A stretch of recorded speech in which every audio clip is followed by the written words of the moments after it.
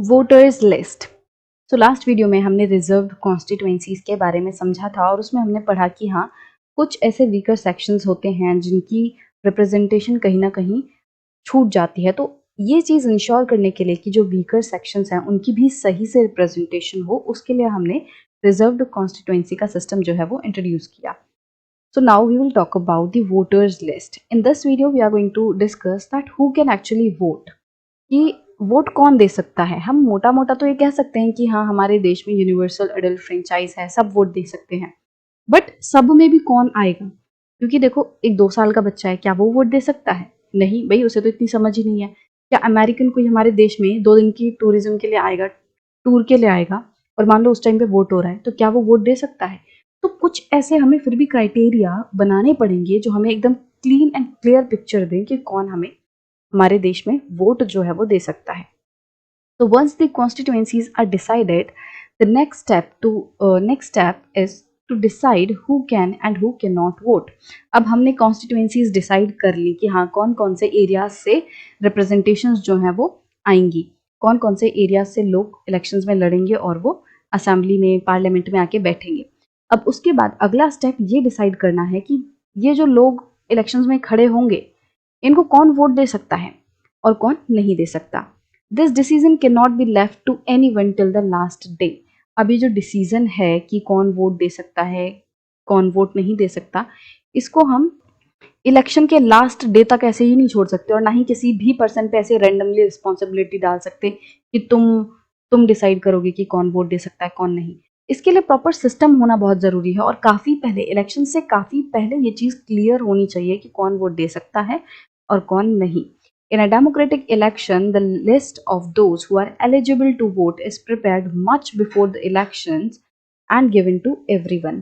तो एक democratic country में, एक ऐसा देश जहां डेमोक्रेटिक इलेक्शंस होते हैं, तो उसमें क्या होता है कि एक लिस्ट प्रिपेयर की जाती है उन लोगों की जो कि वोट दे सकते हैं, जो कि वोट देने के लिए एलिजिबल हैं।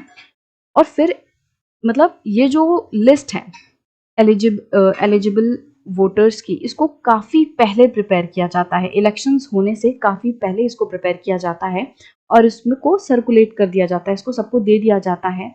सारे एरियाज में ये चीज़ें क्लियर होती हैं कि हाँ, कौन कौन वोट दे सकता है। तो ये लिस्ट को प्रिपेयर काफ़ी पहले किया जाता है और उसे सर्कुलेट कर दिया जाता है, सबको दे दिया जाता है।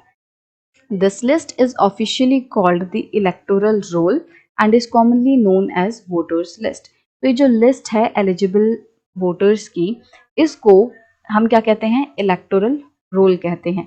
ऑफिशियली इसका नाम इलेक्टोरल रोल है, और आम भाषा में हम इसे वोटर्स लिस्ट भी कहते हैं। This is an important step for it is linked to the first condition of a democratic election. Everyone should get an equal opportunity to choose representatives. तो ये इतना इम्पोर्टेंट क्यों है? क्यों हमारे लिए इम्पोर्टेंट है कि हम वोटर्स लिस्ट बनाएं? तो ये वाला स्टेप इसलिए इम्पोर्टेंट हो जाता है क्योंकि हमारे डेमोक्रेटिक इलेक्शन का जो एक फीचर है कि हर एक पर्सन के पास रिप्रेजेंटेटिव्स को चूज करने की इक्वल अपॉर्चुनिटी होती है।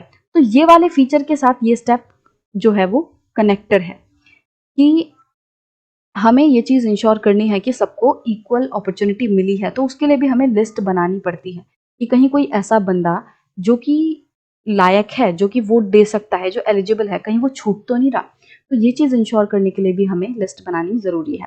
Earlier we read about the principle of universal adult franchise. तो हमने पहले यूनिवर्सल अडल्ट फ्रेंचाइज का प्रिंसिपल पढ़ चुका है। इसके मुताबिक जो सारे लोग हैं, जितने भी अडल्ट हैं, वो वोट दे सकते हैं, राइट। तो खैर, जो माइनर वाला मैंने आपको एग्जांपल दिया था कि क्या 2 साल का बच्चा भी वोट दे सकता है, तो उस चीज़ का आंसर तो हमें इस नाम से ही मिल जाता है कि यूनिवर्सल अडल्ट फ्रेंचाइज है, कि यहाँ पे सिर्फ और सिर्फ अडल्ट ही वोट देंगे। तो ये चीज़ तो चलो हमें क्लियर है, बट और भी काफ़ी सारी चीज़ें होती हैं जो कि हमें क्लियर करनी ज़रूरी है, राइट। तो हम वैसे इस प्रिंसिपल के बारे में पढ़ चुके हैं कि जितने भी अडल्ट हैं वो एलिजिबल होते हैं वोट देने के लिए। कोई भी पर्सन को उसके कास्ट के बेसिस पे, उसके जेंडर के बेसिस पे, उसके स्टेटस के बेसिस पे, किसी भी बेसिस पे उसके साथ डिस्क्रिमिनेशन नहीं किया जा सकता, उसको वोट देने से नहीं रोका जा सकता। In practice, it means that everyone should have one vote and each vote should have equal value.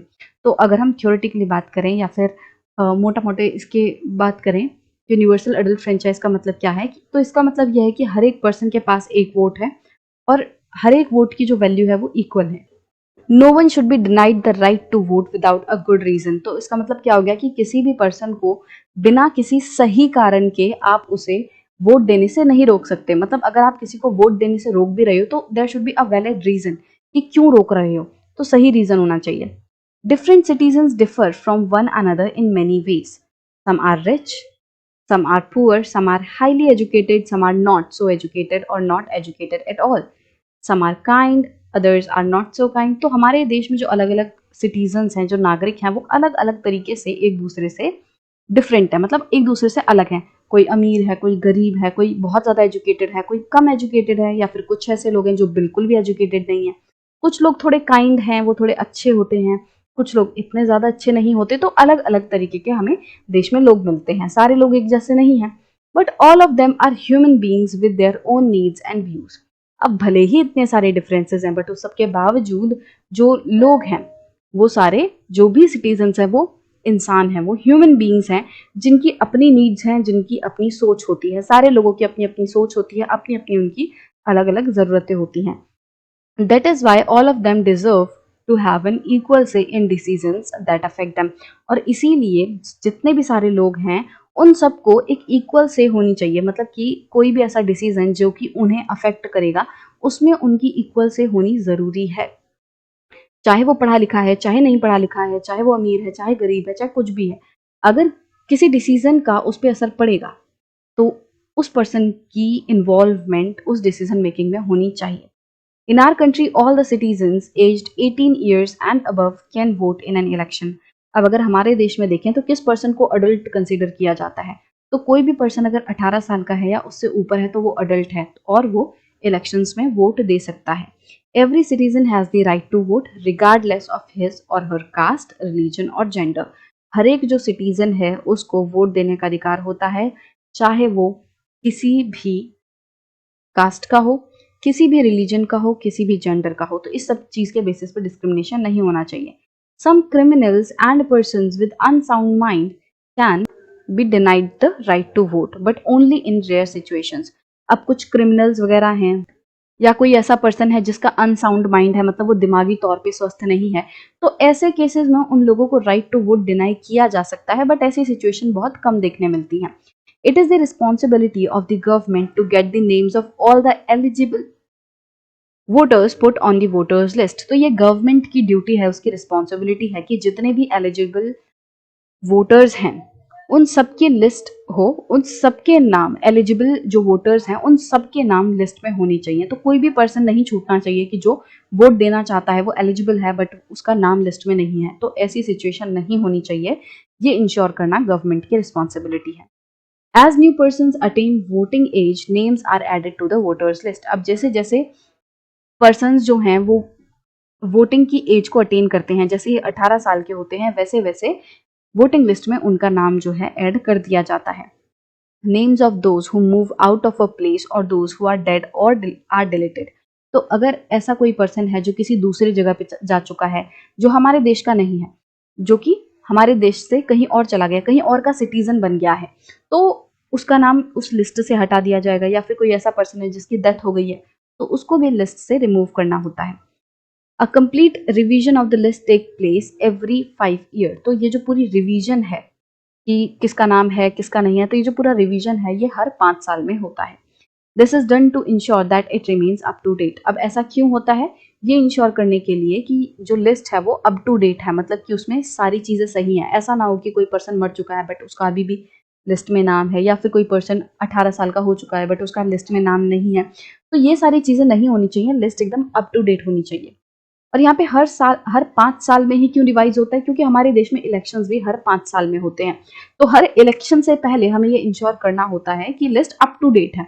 List बनी तो हुई है पहले से, but we need to ensure that it is up to date before the elections.